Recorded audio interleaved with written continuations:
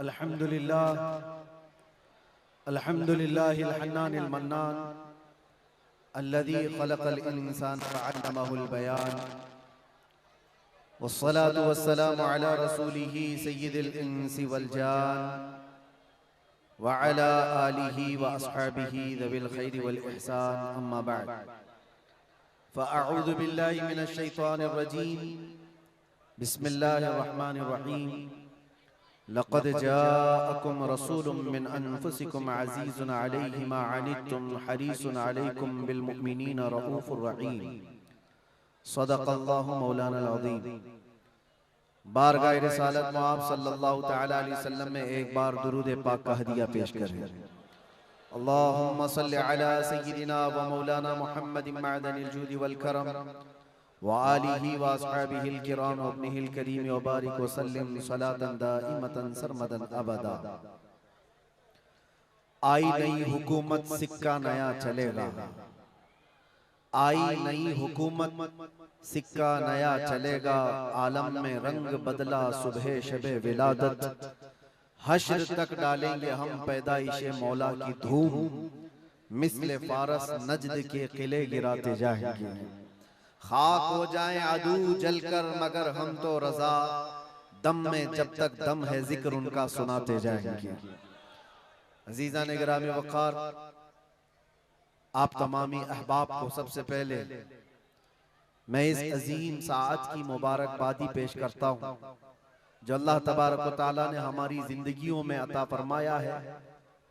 ये कितना अजीम इत्तेफाक है और बल्कि कितनी अजीम सआदत है कि हम अपनी जिंदगियों में 1500 साला जश्न ईद मिलादुन नबी मनाने जा रहे हैं। अल्हम्दुलिल्लाह, ये रसूल करीम सल्लल्लाहु तआला अलैहि वसल्लम की विलादत बासआदत का 1500 सालाना जश्न ईद मिलाद हम सुन्नियों की किस्मत में मनाने आ गया है। एक बात आपको बताता चलूं कि हुजूर पाक सल्लल्लाहु तआला अलैहि वसल्लम की विलादत की खुशी मनाना ये अल्लाह तबारक व तआला ने किस्मत वालों को अता फरमाया है। जिसकी किस्मत अच्छी है वो हुजूर पाक के जिक्र से खुश भी होता है, फलता भी है और फूलता भी है, और जिसकी किस्मत फूटी है वो जलता भी है, जलाता भी रहता है। हमें आज उससे गरज नहीं, आप शरीयत के हुदूद में रह करके हुजूर पाक सल्लल्लाहु अलैहि वसल्लम की आमद की जितनी खुशियां मनाएं वो कम है।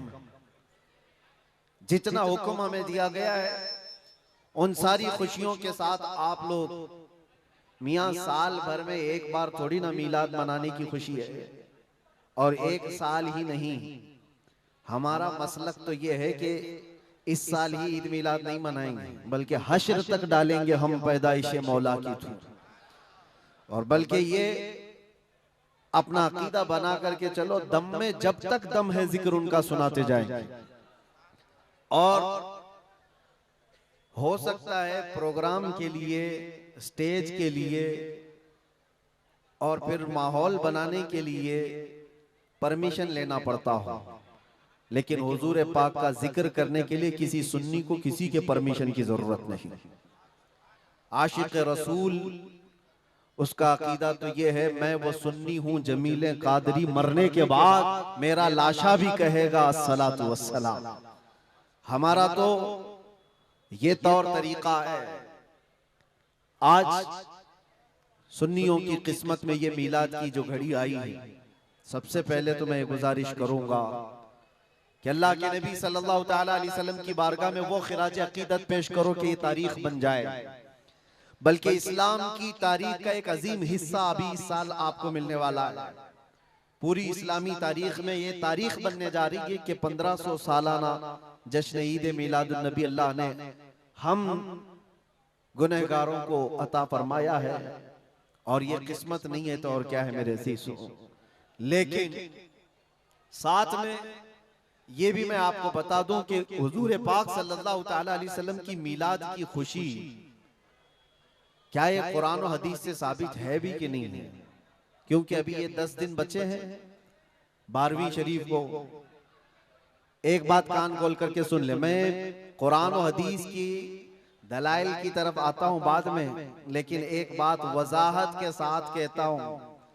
हुजूर पाक सल्लल्लाहु ताला अलैहि वसल्लम की विलादत बासआदत 12 रबीउल अव्वल शरीफ को हुई। असह रिवायात और अरजह रिवायात के मुताबिक हर साल हुजूर की विलादत की खुशी हम 12 रबीउल अव्वल को ही मनाएंगे, अगरचे किसी और की तरफ से, डिपार्टमेंट की तरफ से या पुलिस वालों की तरफ से जुलूस किसी और भी दिन निकलता हो, 12 रबीउल अव्वल को 12वीं ही होगी। हुजूर पाक सल्लल्लाहु ताला अलैहि वसल्लम की विलादत 12 रबीउल अव्वल शरीफ को हुई और ये कयामत तक डेट बदली नहीं जाएगी इंशाअल्लाह। और जो कुरान और हदीस की बात मैं अर्ज कर रहा हूं, सबसे बड़ी बात तो ये है, आप रसूल पाक सल्लल्लाहु अलैहि वसल्लम को खुदा समझते हैं या खुदा का रसूल समझते हैं? खुदा का रसूल समझते हैं तो फिर मिलाद मनाओ, इसलिए कि खुदा की मिलाद नहीं हो सकती, खुदा की मिलाद नहीं हो सकती, क्योंकि अल्लाह के बारे में अकीदा क्या है हमारा? लम यलिद वलम यूलद, वो ना किसी से पैदा हुआ ना उससे कोई पैदा होगा। अल्लाह किसी से पैदा नहीं हुआ और अल्लाह के पैदा होने की कोई तारीख नहीं बनाई जा सकती, उसकी मिलाद नहीं हो सकती। और रसूल पैदा हुए हैं 12 रबीउल अव्वल शरीफ को। आपकी माँ भी है और आपके बाप भी हैं और आपसे भी लोग, आपसे भी बच्चे पैदा हुए हुजूर पाक सल्लल्लाहु अलैहि वसल्लम से। तो हम पूरी दुनिया में हुजूर की मिलाद मना करके शिर्क को तोड़ने वाला अमल करते हैं, शिर्क को तोड़ने वाला अमल करते हैं। कोई हमारी तरफ जो शिर्क का फतवा देता है उसे कान खोलकर सुन लेना चाहिए। मिलाद मनाकर हम बताते हैं हम मोहम्मद अरबी सल्लल्लाहु अलैहि वसल्लम को खुदा नहीं समझते बल्कि खुदा का रसूल समझते हैं। अगर खुदा समझते या खुदा के बराबर समझते तो हुजूर की मिलाद कभी नहीं मनाते, क्योंकि अल्लाह की मिलाद नहीं मनाई जाती तो हम रसूल की भी मिलाद नहीं मनाते। दोनों को अगर बराबर समझते नहीं, हम सुन्नियों का अकीदा यह है, मैं मानता हूं अक्ल वालो मेरा मोहम्मद खुदा नहीं है, मगर दिलों में ये नक्श कर लो कि वो खुदा से जुदा नहीं है। यह हमारा है। रसूल करीम सल्लल्लाहु ताला अलैहि वसल्लम की मिलाद मनाना शिर्क को तोड़ने वाला अमल है, शिर्क को खत्म करने वाला अमल है। और आपको एक बात ये भी बता दूं, हुजूर अकरम सल्लल्लाहु ताला अलैहि वसल्लम की विलादत जिस दिन हुई थी पूरी कायनात में बहुत कुछ तब्दीलियां आई थी, जो सही रिवायात में मौजूद हैं। बहुत तब्दीलियां आई थी। अरब उस वक्त जो रेगजार था, सहरा था, सब्जा देने लग गया, बारिशें बराबर होने लग गई। अरब में आज भी बारिश नहीं होती है, साल में 2-4 बार बारिश के खतरात गिर गए, अलग बात है। मौसम बाज़ाब्ता जैसे बारिश का यहाँ होता है नहीं होता। लेकिन जिस साल हुजूर पाक सल्लल्लाहु अलैहि वसल्लम की विलादत होने वाली, अरब में सब्जे उगने लग गए या बारिश होने लग गई है। और उस साल जो हालात की तब्दीली थी, मुल्क शाम में एक नदी जो सूख चुकी थी वो अचानक जारी हो गई, पानी भर आया। और एक नदी जो हमेशा बहती वो अचानक सूख गई। एक आतिशकदा था 1000 साल से जिसकी आग को बुझने नहीं दिया गया था ईरान के नुजूमियों ने, आतिश परस्तों ने, अचानक वो आग भी गुल हो गई। एक ही दिन में सब चीजें हो रही हैं। और कायनात में ये जो बड़ी बड़ी तब्दीलियां हुई थी, उस दिन एक और तब्दीली, बुत सारे औंधे मुंह गिरे हुए थे।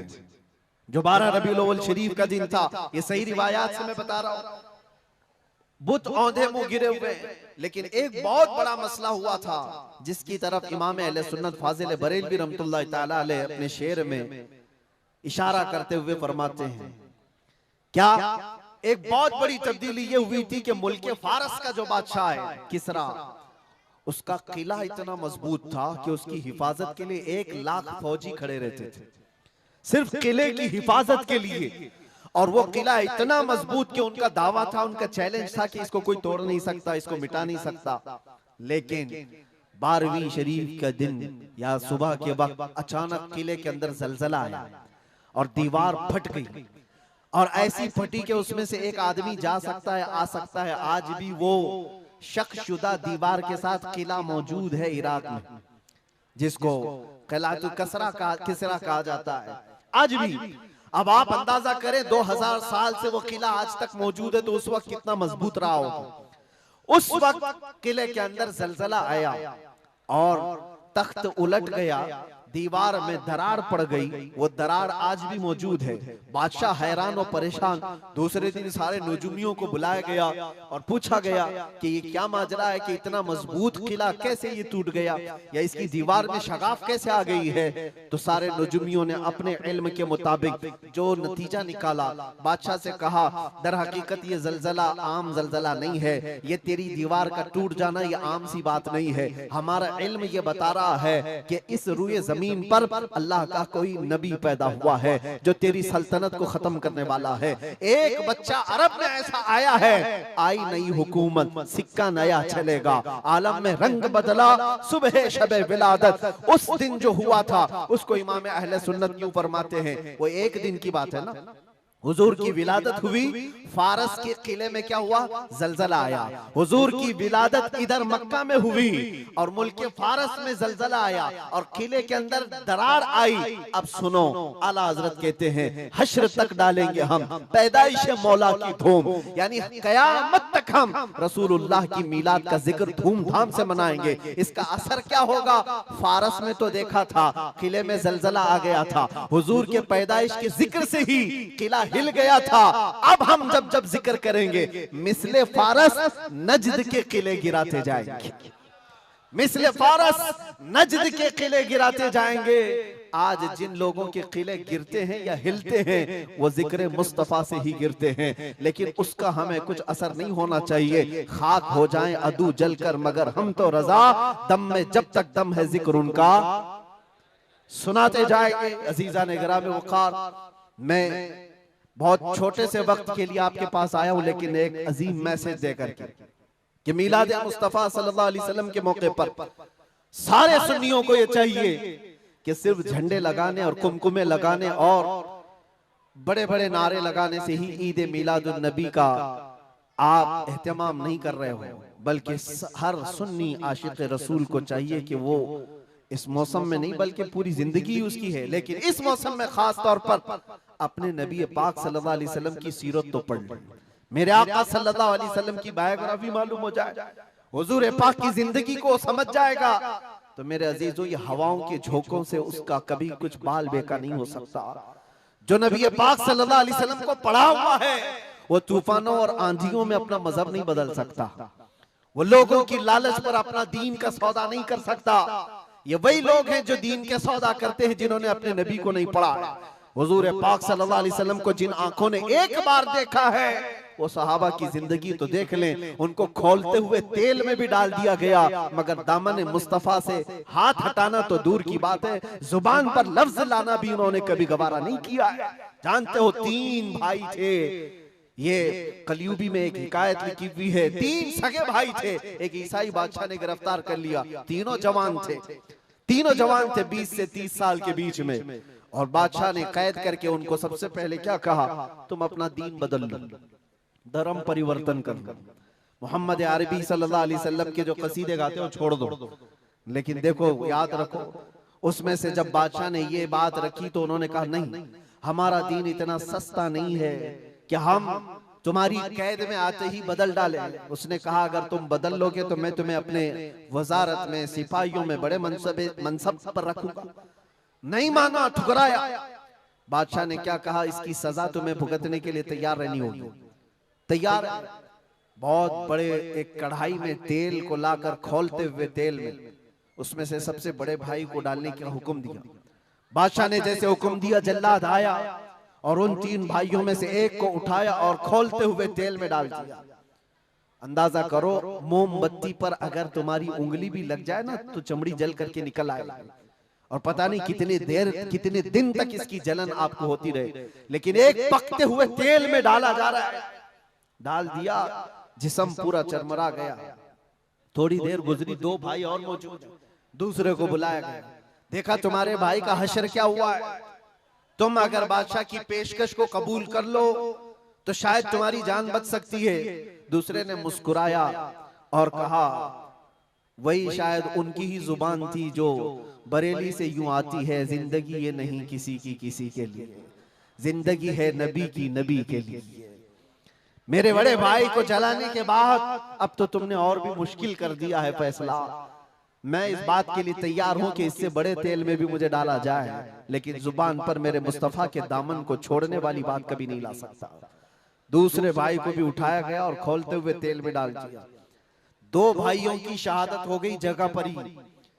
वो तेल में डालना जुबान पे अल्फाज हो सकता है, आसानी से हम बोल रहे हैं और आप आसानी से सुन रहे हैं। प्रैक्टिकल जिसके साथ होगा वो अंदाजा कर सकता है दर्द और कर्ब किसको कहते हैं, शिद्दत की तकालीफ किसको कहते हैं। मेरे अजीजों, तीसरा जो नौजवान था वो बहुत ही कम उम्र का था, 22 से 23 साल का होगा। बादशाह का जो वजीर वहां पर था, उसने देख करके बादशाह से कहा, इस लड़के को मेरे हवाले कर दीजिए, मैं इसको बदल करके लाऊंगा, मेरा चैलेंज है। क्यों जान इसकी भी ले लेंगे, मैं इसको बदल करके लाऊंगा। इतने मजबूत लोग कैसे हो सकते हैं अरब के कि खोलते हुए तेल में इनके भाइयों को डाला गया, तब भी ये बदल नहीं रहे। दो को मरते हुए, अरे यहाँ एक को डंडा पड़ते हुए देखकर सारे भाग जाएं, और ये दो को जलते हुए देख करके भी टस से मस नहीं होते। कैसा अकीदा है, कैसा तसल्लुब है इनका। बादशाह ने कहा, किस बात पर तुम्हें यकीन है कि इसको तुम बदल लाओगे। उसने कहा, मुझे भरोसा है, आप मुझे दीजिए 1 महीने का टाइम, इसको बदल कर न लाऊं तो फिर मुझे आप जो सजा दे। बादशाह ने कहा, ठीक है, ले जाओ। तीसरे को खोलते हुए तेल में डालने की बजाय बादशाह ने अपने वजीर के हवाले कर दिया। और दुनिया देखो, वो मेरे अजीजों याद रखो, आशिकाने मुस्तफा से 2 इम्तिहान हर जमाने में होते रहेंगे, आज भी हो रहे हैं और होते रहेंगे। पहला इम्तिहान, मौत से डरा करके तुम्हारा दीन छीन लिया जाएगा। मौत से डरा करके ये हो जाएगा, वो हो जाएगा, तुम्हें ये कर दिया जाएगा, वो कर दिया जाएगा। मौत का डर, खौफ तुम्हारे कदमों में डगमगाहट लाने के लिए लाया जाता है। अगर मौत से नहीं डरता कोई आदमी, तो उसके साथ दूसरा पेंतरा क्या खेला जाता है। ये दुनिया का दस्तूर है, हमेशा से जब देखती है दुनिया के ये मौत से डरता नहीं है, तो फिर इसको औरत और दौलत की लालच से खरीदने की कोशिश की जाती है। ये 2 चीजें ऐसी हैं जो अच्छे अच्छों का सौदा कर जाती हैं। बहुतों ने अपना ईमान सिर्फ शबाब पर बेच दिया है, हुस्न शबाब को देख करके। औरतों के दिल दादा हुए या दौलत के दिल फरेब हो गए, और उन्होंने अपना दीन का सौदा कर लिया है। नौजवानों, याद रखो, तुम्हारी जिंदगी में अगर ये 2 इम्तिहानों में से कोई इम्तिहान आए, तो अपने नबी पाक को याद कर लेना, हुजूर को याद कर लेना, और अल्लाह के नबी सल्लल्लाहु अलैहि वसल्लम की बारगाह में ये इस्तिगासा कर लेना कि मेरे आका, बड़ा सख्त और कठिन वक्त आया है। दुनिया मौत से डरा करके कभी मेरा ईमान छीनने की कोशिश कर रही है, अगर उससे मैं नहीं डगमगाया तो दुनिया मुझे हुस्न शबाब की लालच दे करके अपनी तरफ लेना चाहती है। अब उस वजीर ने क्या किया, उस छोटे से नौजवान लड़के को अपने घर ले गया, और उसकी बेटी थी जो निहायत हसीन और जमील, बहुत खूबसूरत लड़की उस वजीर की थी।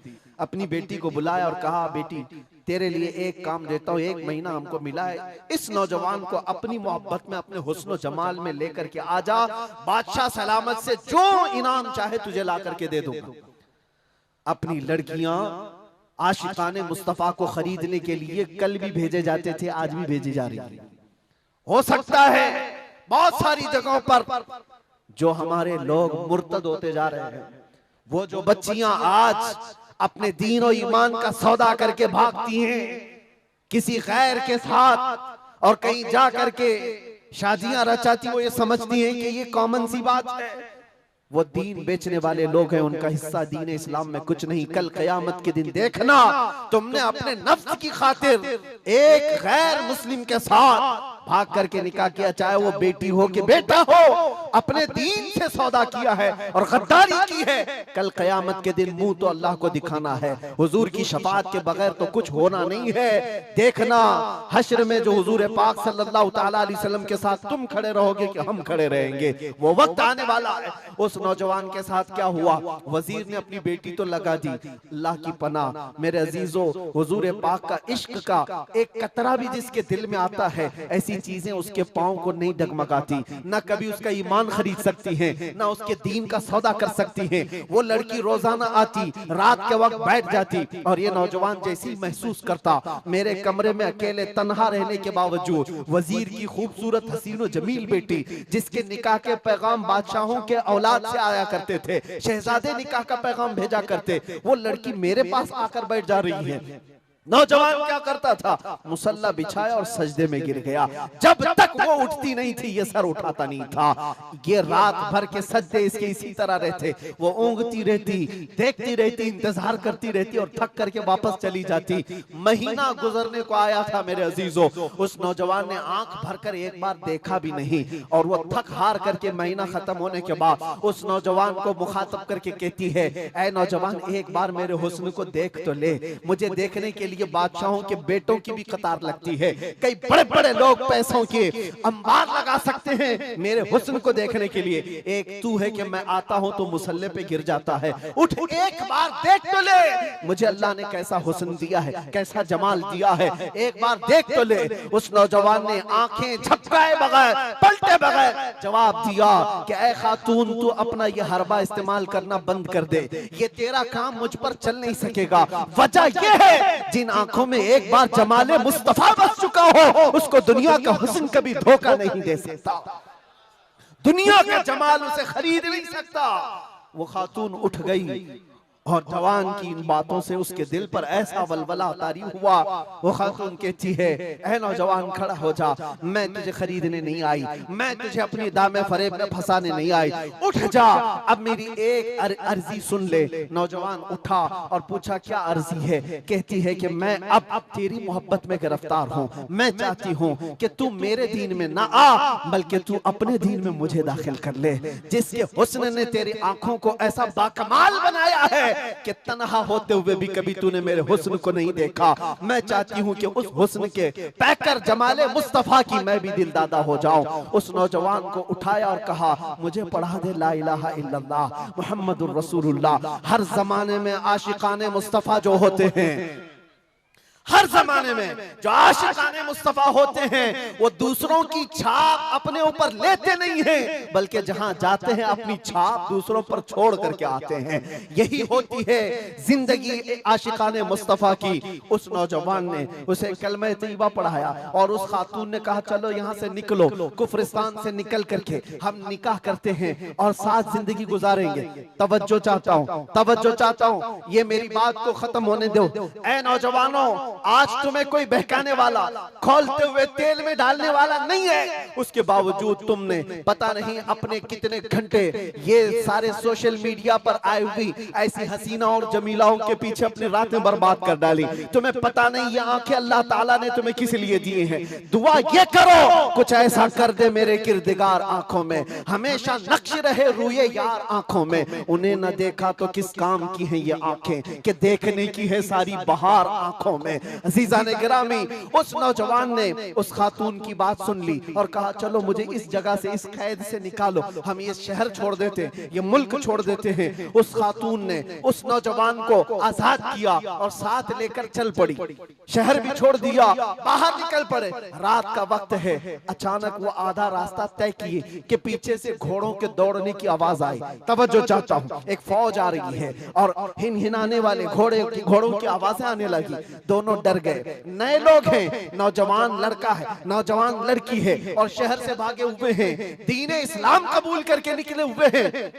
बादशाह को हो सकता है खबर हो गई होगी, वजीर को पता चल गया होगा कि कैद से निकला हुआ ये फरार मुजरिम हमारा शहर छोड़कर जा रहा है। पूरी फौज आती हुई नजर आ रही थी। ये दोनों एक दरख्त के पीछे ओट पर छुप कर खड़े हो गए। पता नहीं अब इसके आगे क्या होने वाला है, हमें गिरफ्तार कर लिया जाएगा, हो सकता है हमारा भी अंजाम वही होगा जो हमारे दो भाइयों के साथ हुआ। लेकिन इत्तेफाक की बात है, वो घोड़े करीब से करीब आते गए, वो फौज करीब आ गई और जब आ गई तो करीब आकर वो फौज रुक गई। इन्होंने देखा नहीं ये फौज कौन थी, ये लोग कौन थे। दरख्त के पीछे छुपे हुए हैं नौजवान और वो दुशीजा। अचानक आने वाली फौज में से एक गरजती हुई आवाज आती है, नाम लेकर के नौजवान का पुकारा जाता है, ऐ फलां बिन फलां बाहर आ जा, बाहर आ जा। बाहर ये नौजवान आता है तो देखता है बादशाह की फौज नहीं है, वजीर की फौज नहीं है, बल्कि वो दोनों शहीद भाई घोड़े पर सवार है और सारी फौज में रसूलुल्लाह के वो शहीद सहाबा तशरीफ लाए हुए हैं। नारे तकबीर, नारे रिसालत, नारे रिसालत। ये नौजवान घबरा गया और पूछा, मैं अपने भाइयों को देख रहा हूँ घोड़ों पर सवार हैं, चंद दिनों पहले बादशाह ने खोलते हुए तेल में इनको उंडेल दिया था, इनके जिस्मों को जला दिया था। ये देख करके आप कपकपी जिस्म पर तारी है, भीगी आंखों से पूछने लगा, बड़े भाई आप लोगों को जला दिया गया था, तेल में खोलते हुए डाल दिया गया था, आप लोग यहाँ कैसे आए? दोनों भाइयों ने कहा, ऐ मारे नन्हे भाई, क्या तूने कुरान की आयत नहीं पढ़ी, वला तक़ूलू लिमन युक़तलु फ़ी सबीलिल्लाहि अमवात, अल्लाह की राह में जो मारे जाएं उन्हें मुर्दा न कहो। नौजवान ने पूछा, तुम्हें दर्द कितना हुआ होगा जब जलाया गया था, खोलते हुए तेल में डाला गया था, कर्ब कैसा था, तकलीफ कैसी थी? तवज्जो चाहता है नौजवानों, इश्क़ मुस्तफा में बर्दाश्त किया हुआ दर्द कुछ नहीं होता है। उन नौजवानों ने कहा, दर्द कौन सा, कर्ब कौन सा, तकलीफ कौन सी? तूने हमें डालते हुए देखा है, खोलते हुए तेल में, जलती हुई चमड़ी देखा है, लेकिन हमें दर्द का एहसास नहीं हुआ, इसलिए कि जिस वक्त जल्लाद हमें तेल में डाल रहा था, सामने तो हमें जमाले मुस्तफा नजर आ रहा था। जहां मुस्तफा का हुस्न हो, फिर दर्द किस बात का, कर्ब किस बात का? इसीलिए तो सहाबा का ये नारा था, या रसूलुल्लाह या रसूलल्लाह कुल्लु मुसीबतिन बादका जुललुन, ऐ अल्लाह के रसूल अगर आप हैं तो फिर हर मुसीबत हल्की है, हर मुसीबत छोटी है। ऐ नौजवानों, दुनिया ने खरीदने की कोशिश की है, लेकिन जो जमाले मुस्तफा का दिलदादा है वो दुनिया के हालात से न बिकता है न झुकता है। अपना मिशन ऐसा बनाओ कि तुम्हें 100-500 रुपए में खरीदे जाने वाली कौम का लक़ब न दिया जाए, बल्कि इकबाल आज से 100 साल पहले कहता था, इकबाल शायर मशरिक, अंग्रेजों ने क्या कहा था हमारे मुतालिक, वो अपने शार में कहा है। अंग्रेज क्या कहते थे? थक गए थे, थक गए थे। आपको क्या पता है हिंदुस्तान की इस आजादी में जितने आज बड़े बुलंद बांग दावे किए जाते हैं, पता है नौजवानों, तारीख याद रखो, 30,000 उलमाए अहले सुन्नत को इन्होंने दिल्ली से लेकर कश्मीर तक हर झाड़ी पर फांसी पे लटकाया हुआ था। 30,000 उलमाए अहले सुन्नत।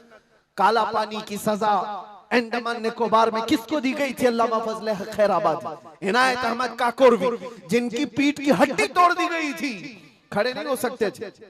8-8 साल 10-10 साल तक झुकी हुई कमर के साथ इनको सजाएं दी गई। किफायत अली काफी कौन है, जिनको भरे बाजार में चौराहे पर लाकर अंग्रेजों ने फांसी पर चढ़ाया था। जालिमात तारीख भुला देते हैं, या तारीख के चेहरे पर आज मट्टी थोपने की कोशिश की जाती है और हमारे नौजवान है कि याद नहीं रखते हमारी तारीख। या आशिकाने मुस्तफा थे, अंग्रेजों की नाक में अगर किसी ने दम किया था तो वो आशिकाने मुस्तफा की जमात थी, आशिकाने मुस्तफा की जमात थी। किफायत अली काफी को सूली पर चढ़ा रहे थे, लेकिन जानते हो उससे पहले किफायत अली काफी एक आलिम दीन, उस आलिम दीन को गिरफ्तार करने के लिए कितने कुत्ते आए थे?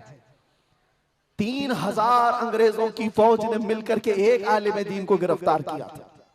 हमेशा से यही तारीख रही है, हमेशा से। इसलिए कि पता है कि रसूलुल्लाह सल्लल्लाहु ताला अलैहि वसल्लम का शेर 1-2 के काबू में आ भी नहीं सकता, हमेशा घेर कर मारने की आदत कुत्तों की रही। करबला में भी तो यही हुआ, अकेले इमाम हुसैन के साथ सुबह से लेकर दोपहर तक लड़ते रहे। और आपको पता है एक हुसैनी जवान ने 200-200 यजीदियों को मार डाला है, एक ने। तारीख खाली मरने वालों की ना बताओ, शहीद होने वालों की नहीं बताओ, ये भी देखो हुसैनियों ने कितनों को सुलाया है। एक हुर बिन यजीद जो एक रात पहले इमाम हुसैन के पास आकर बैत किए थे, एक रात पहले, और उन्होंने दूसरे दिन जंग शुरू की थी तो 120 लोगों को मारा था। आप अंदाजा करो, एक रात का हुसैनी 120 को सुला सकता है, तो अंग्रेज अच्छी तरह जानते हैं जो पैदाइशी हुसैनियों की तरह को सुला सकता है। सब पता है। किफायत अली काफी को 7 दिन तक गिरफ्तार करके उनके जिस्म पर इस्त्री चलाते थे, गरम इस्त्री चलाते थे, और जब चमड़ी जलती थी तो उस पर नमक छिड़कते थे। और किफायत अली काफी को बार बार कहते, फतवा बदल डालो, आ जाओ हमारे वजारत में, हमारा मनसब ले लो, हर महीने पाउंड दिए जाएंगे, बरतानिया के पाउंड। लेकिन आशिक मुस्तफा डॉलर और बरतानिया के पाउंड पर नहीं बिकता, वो हुस्ने मुस्तफा का दिलदादा होता। 8वें दिन जब उनको फांसी पर चढ़ाया गया था, फांसी कोई आम चीज नहीं है मेरे अजीजों, जिसको सामने देख करके चच्चों की हालत खराब हो जाए। लेकिन किफायत अली काफी फांसी को देखकर कहने लगे थे, कोई गुल बाकी रहेगा न चमन रह जाएगा, पर रसूलुल्लाह का दीन हसन रह जाएगा। सब फना हो जाएंगे काफी वो, लेकिन हश्र तक नाम हजरत का जुबानों पर सुखन रह जाएगा, नाम हजरत का जुबानों पर चलन रह जाएगा। फांसी भी दे दी। ये सारे जो मामलात हुए आशिकाने मुस्तफा सल्लल्लाहु अलैहि वसल्लम हर जमाने में आजमाए गए। और मैं कह रहा था क्या बात, इधर उधर न जाए बात, अंग्रेज मजबूर होकर ये कहने पर आ गए थे, ये फाका कश मौत से डरता नहीं जरा, ये फाका कश मौत से डरता नहीं जरा। आशिकाने मुस्तफा ने हर जमाने में लोगों की नाक में दम कर रखा है, तादाद में थोड़ी ही क्यों ना हो, तादाद में थोड़ी ही क्यों ना हो, लेकिन डर इनको सबसे लगता है। क्या आपने तारीख नहीं देखी? एक बात मैं बताऊं, बॉडी बनाने वाले, मुख्य आजमाई करने वाले, चाहे तुम्हारे पास जितनी भी ताकत हो, ये जिस्मानी ताकत अपनी जगह पर, हमने देखा है व्हील चेयर पर बैठ करके एक खादिम हुसैन लब्बैक या रसूल अल्लाह कहता था, यूरोप की धरती भी हिलने लगती थी। पता ही चलता है जिस्मानी ताकत का कोई असर नहीं होता, इश्क़ मुस्तफा जहां होता है वो असली ताकत कहलाई जाती है। नारे तकबीर, नारे रिसालत, आशिकाने मुस्तफा, सुभान अल्लाह, सुभान अल्लाह।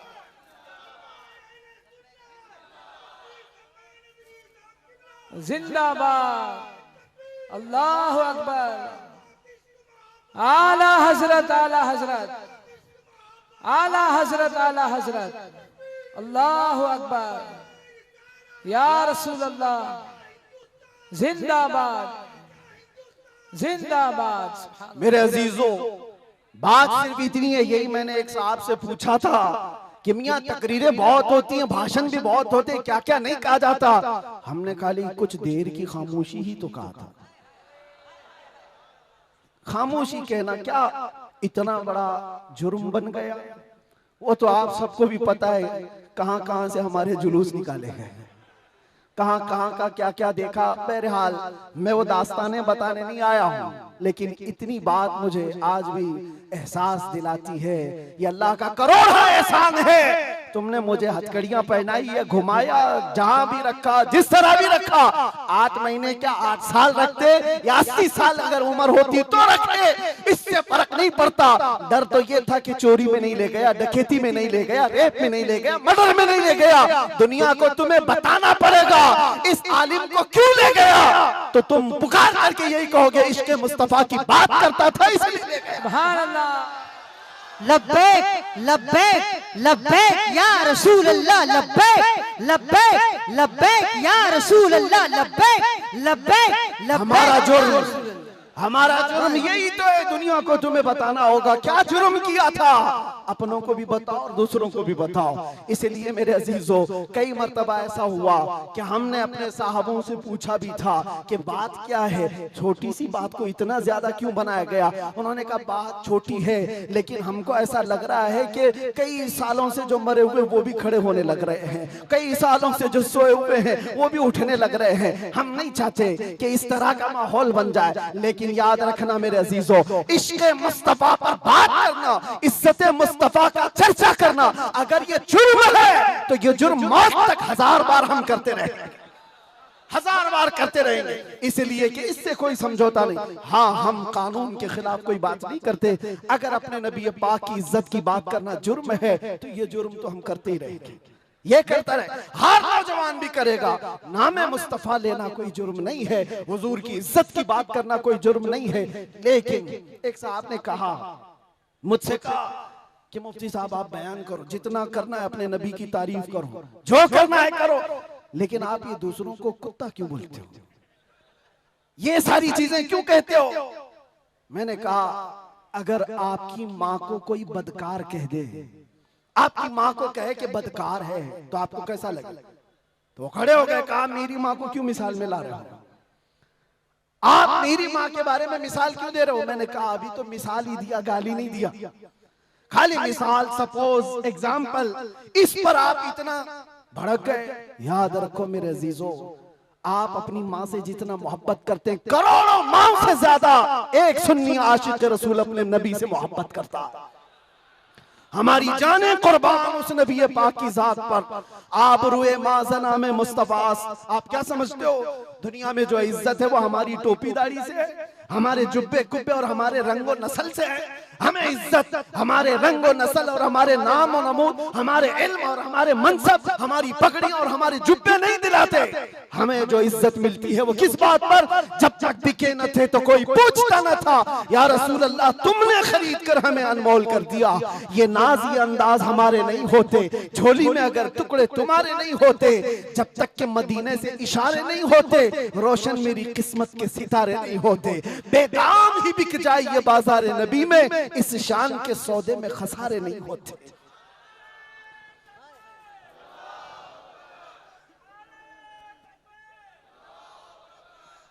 बात मैं अभी खत्म करने आ रहा हूं, बस आप इस बात को अंदाजे में रखो मेरे अजीजों। दुनिया में बहुत आंधियां हैं, बहुत तूफान, और लोग कहते हैं हालात सही नहीं है, हालात सही नहीं है, इसलिए ऐसे चलना चाहिए। हालात तो हुजूर जब ऐलान नबूवत किए थे उस वक्त से लेकर अब तक कभी सही हुए ही नहीं, कभी सही नहीं हुए। क्या बदर में हालात सही थे? ओहद में हालात सही थे? खंदक में हालात सही थे? खैबर में हालात सही थे? फतेह मक्का में हालात सही थे? करबला में हालात सही थे? कभी नहीं हुए। तो ये क्या ताना दिया जाता है, ये क्या मसलहत और हिकमत की बात की जाती है? हालात बड़े पेचीदा हैं, हालात बड़े सख्त है मेरे अजीजों। ये क़यामत तक ऐसे हालात रहने वाले। सतीजा कार रहा है अजल से ता इमरोज, शरारे बूलहबी से चराग मुस्तफवी, हर जमाने में ये हालात रहेंगे। आशिक मुस्तफ़ा को इन्हीं हालात में परचम रिसालत बुलंद करके रखना है। वो सहाबा से पूछो जो निकल पड़ते थे, पैरों में चप्पल नहीं और कपड़ों पर पैबंद लगे हैं, एक खजूर की गुठली पर पूरा दिन गुजार लेते थे, फाका कश थे, लेकिन उनसे पूछो क्या उनके लिए हालात सही थे? जब अफ्रीका जा रहे थे, जब यूरोप की कलीसाओं में अजानें दे रहे थे, अफ्रीका के तपते हुए सहराओं में नामे मुस्तफा बुलंद कर रहे थे, उनसे पूछो हालात सही थे? वो कहेंगे कहां के हालात सही थे, उस वक्त भी हालात सही नहीं थे, लेकिन उसके बावजूद उन सहाबा का हाल ये था, दस्त तो दस्त है, दरिया भी न छोड़े हमने, बहरे जुल्मात में दौड़ा दिए घोड़े हमने। आ गया ऐन लड़ाई में गर वक्त नमाज, किबला रूहों के ज़मीन बोस हुई कौम हिजाज, एक ही सफ में खड़े हो गए महमूद और अयाज, न कोई बंदा रहा न कोई बंदा नवाज। ये सहाबा का मसलक था, उनका मामूल था। टल न सकते थे, जंग में अड़ जाते थे, पांव शेरों के मैदान से उखड़ जाते थे, हक से सरकश हुआ कोई तो बिगड़ जाते थे। अरे तेग क्या चीज है, हम तोप से भी लड़ जाते थे। अजीजा ने गिरामी, आप मजबूती पैदा करो नामे मुस्तफा के साथ। आला हजरत की एक बात बड़ी प्यारी लगी, आप बड़े परेशान थे और ये बात मैं आपको बताकर चलूं, जो इस हक रास्ते पर आएगा उसे समझ करके चलना पड़ेगा, कांटों के रास्ते हैं। ऐसा नहीं कि हर जगह फूल सजाए जाएंगे। लोग ये समझते हैं नामों से रिसालत की बात करें और फिर हलवे पराठे खाते रहे और हम नजराने लेते रहे लोगों के यहाँ जाकर के। लोगों को ऐसा लगता है, आज मैं इस बात की वजाहत करता हूँ, वल्लाह बिल्लाह तल्लाह, कभी मुझे फकीर की कभी ये ख्वाहिश नहीं होती कि लोग मेरे नाम का नारा लगाएं, कभी नहीं। जो नारा लगे वो मेरे मुस्तफा के नाम का हो। हमारी अपनी कोई इज्जत नहीं है, हमारा इस्तेकबाल करना कहीं पर किसी के लिए वाजिब नहीं। आपकी मोहब्बत सर आंखों पर, लेकिन मैं इसका आशिक नहीं और ना ही इसका ख्वाहिशमंद, ना ही बुलंदो बाला इस्तेकबाल के साथ बड़ी गाड़ियों में आना, ये ताम झाम, कभी मुझे इस चीज की ख्वाहिश नहीं रही। और अगर ऐसी ख्वाहिश होती तो इस गली में आकर के आपसे बयान नहीं कर रहा होता। हमने लाखों का मजमा भी देखा है, लेकिन एक बात है, इस रास्ते पर चलने वाले को ये सोच करके चलना होगा कि आजमाइश होगी और इम्तिहान होगा। कई मर्तबा दौलत से खरीदे जाने की कोशिश की जाएगी, माल और मनसब दे करके, या कभी हुस्न शबाब दे करके, या कभी मौत की धमकी दे करके। ये सारी चीजें हमने देखी हैं अपनी जिंदगी में, बहुत छोटी जिंदगी में मौत की धमकी भी दी गई है। और मुझसे एक आ गया था कि अगर छूट गए तो ये समझ लेना कि दूसरा अवतार मिला है आपको। हम तो खैर अवतार देने वाले तुम नहीं हो, रज़्ज़ाक़ हकीकी अल्लाह रब्बुल इज्जत, जब तक वो न चाहे तुम्हारी सारी कायनात मिलकर के मेरा बाल बेका नहीं कर सकेगी। और अगर अल्लाह तबारक व तआला चाहे तो मच्छर और चूंटी से भी मौत हो सकती है। अल्लाह ना चाहे तो मोदी योगी से भी कुछ नहीं होता।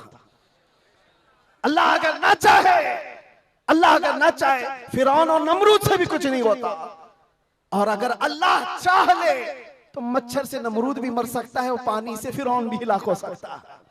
हमारा अकीदा ये है, हमें उस बात का डर नहीं है। हमारी जिंदगी जब तक लिखी हुई है वो रहेगी, और मौत आनी है तो आनी है। लेकिन इतना याद रखो मेरे अजीजों, क्या ही खूब है बिस्तर पर पांव रगड़ रगड़ करके मरने से बेहतर है कि नामे मुस्तफा बुलंद करके दुनिया से जाए। बुज़दिलों के साथ जाने से बेहतर है आशिकों की जमात में जाए। और आजमाइश तो होगी, इम्तिहान तो होगा। सहाबा के साथ क्या नहीं हुआ? उनके माल, उनकी औलाद, उनके घर बार सब लूट लिए गए थे मक्का में। आजमाइश ऐसी थी कि वो पूरा पूरा दिन एक खजूर की गुठली पर गुजारा करते थे, और जंगें ऐसी उन पर मुसल्लत कर दी गई थी कि उनको अमन नाम की कोई चीज ही नहीं मिलती थी। हर घड़ी एक जंग से निकले दूसरी जंग, दूसरी से तीसरी। हुजूर पाक की वफादारी के साथ इम्तिहान तो होगा। आज मिलाद मुस्तफा है, नबी करीम सल्लल्लाहु ताला अलैहि वसल्लम के 1500 साला जश्न ईद मिलाद की हम तैयारियों में अपने ईमान को मजबूत करो, अपने अकीदे को मजबूत करो, इश्क़ रसूल इतना बढ़ा लो। मैं कभी कोई तलवार बंदूक बारूद की बात नहीं करता, ना ही मैं कभी कोई खुफिया मीटिंग करता हूँ, ना ही मैं कभी कोई तंजीम की बात करता हूँ कि तुम इस तरह की तंजीमें बनाओ, खुफिया मीटिंगें करो, लड़ने भिड़ने के मंसूबे बनाओ। नहीं, जो हमारी बात रिकॉर्ड कर रहे हैं वो भी सुन ले। मैंने कभी नौजवानों को लड़ने भिड़ने के लिए तैयारियां करने की कभी बात नहीं की। अरे मियाँ, मैं तो ब्लेड और चाकू की भी बात नहीं करता, प्लास्टिक की भी नहीं बात करता। मैं सिर्फ ये चाहता हूँ सर से लेकर पैर तक इश्क़ मुस्तफा में ऐसे ढल जाओ जिस गली से गुजरो मदीने की खुशबू आने लगे। तुम्हारा चलना फिरना कई कीड़ों की मौत का सबब बन जाएगा। आपको किसी हमले की जरूरत नहीं, आपको किसी पर अटैक करने की जरूरत नहीं। अपने दिल के अंदर इश्क़ मुस्तफा ऐसा बिठाओ, ऐसा बिठाओ। हमने देखा है मेरे अजीजों, हमने तन्हाई में बैठ के भी दिन गुजारे हैं और कई ऐसों के बीच में भी बैठ के दिन गुजारे हैं। हमारी अपनी तारीफ के लिए नहीं कह रहा, जहां ऐसे क्रिमिनल लोगों के बीच बैठते थे जो 20-20 साल से क्राइम में मुब्तला हैं, छोटे मोटे नहीं, मर्डर भी, रेप भी, ड्रग्स भी, सब उनके बीच बैठ करके देखा है। जब हुजूर पाक की बात की जाती है तो उनकी आंखों में भी आंसू आते हुए देखा है, और तौबा करते हुए भी देखा है, रमजान में तरावी पढ़ते हुए भी देखा है। मैंने ये महसूस किया है दुनिया का एक ही इलाज है, इस उम्मत का एक ही इलाज है, वो मेरी बात का आखिरी हिस्सा है। इस दुनिया का एक ही इलाज है कि मोहम्मद से वफा तूने तो हम तेरे हैं, ये जहां चीज है क्या लौह कलम तेरे हैं। लब्बैक या रसूल अल्लाह, या अल्लाह या रहमान या रहीम, दिल माराकुन मुस्तकीम बिहक़्क़ि इय्याका नअबुदु व इय्याका नस्तईन। मालिक व मौला परवरदिगारा करीमा कारसाज़ा, तेरी दी हुई तौफीक से हमने जो कुछ भी पढ़ा और जो कुछ भी बयान किया और सुना, सब पर हमें अमल की तौफीक अता फरमा। हमारे इस जलसे पाक को अपनी बारगाह में शरफ़ कबूलियत अता फरमा। ए रब्बे करीम, इस जलसे ईद मिलादुन नबी को हमारी नजात का ज़रिया बना दे, हमारी बख्शिश का सामान बना दे। ए अल्लाह, हम सब के गुनाहों का कफ़ारा बना दे। जितने बच्चे, बूढ़े, जवान, मर्द, ख़वातीन इस जलसे पाक में हाजिर है मौला, इस जलसे से निकलने से पहले सबकी बख्शिश का ऐलान फरमा दे। अल्लाह, नाम मुस्तफ़ा के लिए हाजिर आए हुए ये चेहरे हैं, इश्क़ मुस्तफ़ा की भीख मांगते मौला, हमारे दिलों से हुब्बे दुनिया को ख़त्म फरमा दे, हमारे दिलों पर दूसरों का रौब और खौफ ख़त्म फरमा दे। अल्लाह करीम, इस दिल को तेरे दरबार में पेश करते हैं, इसमें इश्क़ मुस्तफ़ा अता फरमा दे। अल्लाह, हमारा दिल धड़कता रहे तो तेरे नबी पाक के नाम से धड़कता रहे। हम सबको नामूस मुस्तफ़ा के सिपाहियों में शुमार फरमा। अल्लाह, इस पूरे इलाके को मरकज़ इश्क़ रसूल बना दे। अल्लाह, हमारी नस्लों में क़यामत तक आशिकाने मुस्तफ़ा पैदा फरमा। हमारी औलाद को, हमारी नस्लों को, हमारे ख़ानदान को बदअक़ीदा और गुमराह होने से महफूज फरमा। या रब्बल आलमीन, या अकरमल अकरमीन, जिस तरह इन्होंने इस जलसे को सजाया है, इनको और हम सबको हमारी कब्रों को सजाने की तौफ़ीक़ अता फरमा। अल्लाह, हम सब की कब्रों को रोशन फरमा दे। या रब्बल आलमीन, या अकरमल अकरमीन, हमारी माओ बहनों बच्चियों बेटियों बहुओं बीवियों सबको हमने तेरे हवाले कर दिया, उनकी इज्जतों की हिफाजत फरमा। ऐ अल्लाह ए करीम खुदा, हम सब में जो बीमार है उन्हें शिफा अता कर दे, जो भी औलाद है उन्हें साहब औलाद बना दे, और जो कर्ज में डूबे हुए उनके कर्जों में आसानियां अता कर दे। ऐ अल्लाह जो बेरोजगार है उन्हें हलाल रोजियां अता फरमा, जो नाहक मुकद्दमे और जेलों में हो उनको आज़ाद फरमा दे। ऐ करीम खुदा रहमान रहीम, मौला तेरे दरबार में आखिर में ये इल्तिजा है, न जाने ये आंखें कब हमेशा के लिए बंद हो जाए। इन आंखों के बंद होने से पहले एक बार तेरे हबीब पाक के चेहरे की जियारत नसीब फरमा। ऐ अल्लाह दुनिया में हर आफत से बचाना मौला, उक़बा में न कुछ रंज दिखाना मौला, बैठे जो दरे पाक पैगंबर के हुजूर ईमान पे उस वक्त उठाना मौला। कुछ ऐसा कर दे मेरे किरदगार आंखों में हमेशा नक्श रहे रूए यार आंखों में, उन्हें न देखा तो किस काम की है ये आंखें कि देखने की है सारी बहार आंखों में। ऐ अल्लाह हमारी दुआओं को तेरे हबीब पाक के नालैन के सदक़े कबूल व मकबूल फरमा। इन्नल्लाह व मलाइकतहु युसल्लूना अलन नबी या अय्युहल्लज़ीना आमनू सल्लू अलैहि व सल्लिमू तस्लीमा। अल्लाहुम्मा सल्लि अला सय्यिदिना मुहम्मदिन मअदनिल जूदि वल करम व आलिहि व अस्हाबिहिल किराम व इब्निहिल करीम व बारिक व सल्लिम। दअवाहुम फीहा सुब्हानकल्लाहुम्मा व तहिय्यतुहुम फीहा सलाम व आखिरु दअवाहुम अनिल हम्दुलिल्लाहि रब्बिल आलमीन। जब दमे वापसी हो या अल्लाह, जब दमे वापसी हो या अल्लाह, लब पे जारी हो बस ला इलाहा इल्लल्लाहु मुहम्मदुर रसूलुल्लाह। एक ऐलान मेरी तरफ से, जुलूस ईद मिलादुन नबी सल्लल्लाहु अलैहि वसल्लम आएगा तो है नौजवानों, पूरी दुनिया आपको देख रही होगी। मेरा ये बयान हर आशिक रसूल तक पहुंचे।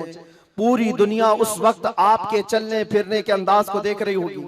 बड़े बड़े डीजे लाना और उस पे गानों की धुन की तरह थिरकना इस्लाम में हराम है, हराम है, हराम है। और एक हराम काम से अपने नबी पाक की मिलाद नहीं मनाई जा सकती।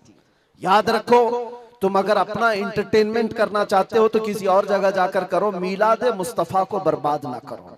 मेरी ये गुजारिश है हर नौजवान को, आप सुन्नत मुस्तफा सल्लल्लाहु अलैहि वसल्लम में मलबूस हो जाए और खूब खुशबू लगाए, खूब खैरात करे और नारे भी हो, हुजूर की नातें भी हो सब जगह, लेकिन डीजे के जरिए से या उस दिन नशा करके दूसरों को तकलीफ पहुंचाना और अपने जिस्म को तकलीफ पहुंचाना अल्लाह के नबी सल्लल्लाहु अलैहि वसल्लम को ईजा देने के बराबर है। हुजूर तो ये फरमाते हैं, तुम्हारे तलवों में कांटा भी चुभे तो उसका दर्द मुझे होता है। आप अंदाजा करो, उम्मत मुस्तफा हो और हुजूर पाक को ईजा देना और दर्द देना आपका मजहब नहीं हो सकता। उस दिन रोजा भी रख सकते हैं, खैरात भी कर सकते हैं, इश्क़ मुस्तफा के नगमे भी सुना सकते हैं, और जो गरीब हो कमजोर हो उनको उठा भी सकते हैं, और बूढ़ों का बोझ भी उठा सकते हैं। मिलाद मनाने के बहुत तरीके हैं, जरूरी नहीं कि डीजे पर नाचना ही और जुलूस में निकल करके थिरकना ही और झंडे फहरा करके लोगों को तकलीफ देना, आग उछालना, ये सब गैरों की तरफ से आए हुए रस्म व रिवाज है। मैं गुजारिश करता हूं कि ऐसी किसी भी रस्म व रिवाज से मिलाद मुस्तफा के जुलूस को नापाक न करो, और अगर कोई करता है तो उसे रोकने की कोशिश करो। तुम अपने बाप का इस तरह मना लेना या तुम्हारे बेटे का कर लेना, मगर मुस्तफा करीम के मिलाद को नापाक होने नहीं देना। इंशाअल्लाह जुलूस ईद मिलाद 1500 साल जो आ रहा है उसको इस तरह से मनाएंगे कि इश्क़ मुस्तफा की खुशबू हर गली कूचे में हम पहुंचाएंगे इंशाअल्लाह। लब्बैक या रसूल अल्लाह, लब्बैक या रसूल अल्लाह, लब्बैक या रसूल अल्लाह।